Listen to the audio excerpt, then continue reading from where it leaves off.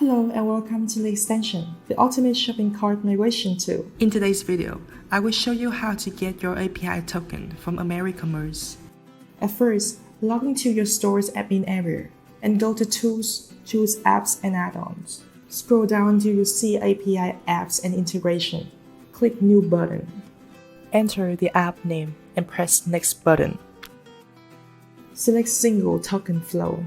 In sections where available to check only one checkbox, select View and Change.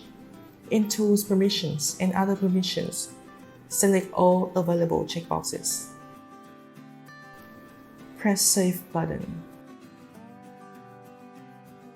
Right after that, you will see your access token. Copy and paste it into the corresponding field and proceed to the next step.